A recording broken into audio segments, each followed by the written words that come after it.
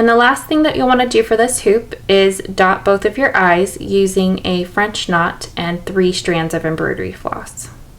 To do a French knot, bring your needle up through the spot where you would like your knot to be, and then you're going to take your needle and point it away from your work, and you're going to wrap your thread around once and twice, and then turn your needle. Make sure you're holding onto this end here, and go back down in or near the same hole that you came out of.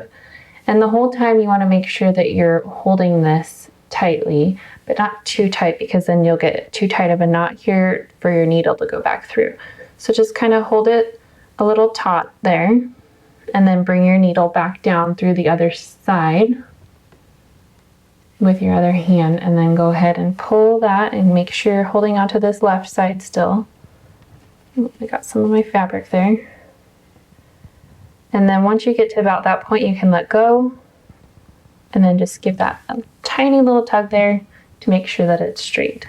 So again, bring your needle up through the back, pointing away from your work, wrap the needle once, twice, go back down near the same hole that you came up through, hold with your left hand this thread over here and push the needle down here, and then pull it through the back.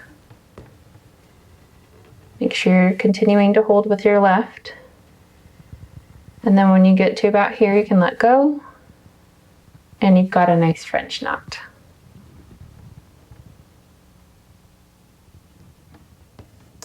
French knots are one of my favorite details to add to projects, but they can also be a little bit frustrating if you don't have the technique down. So make sure to practice this one a lot on a scrap piece of fabric before you try to do it on your actual project.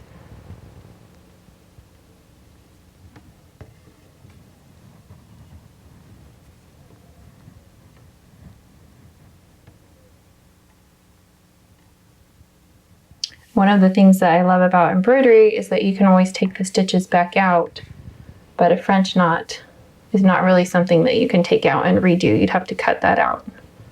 So like I said, make sure that you give it a lot of practice.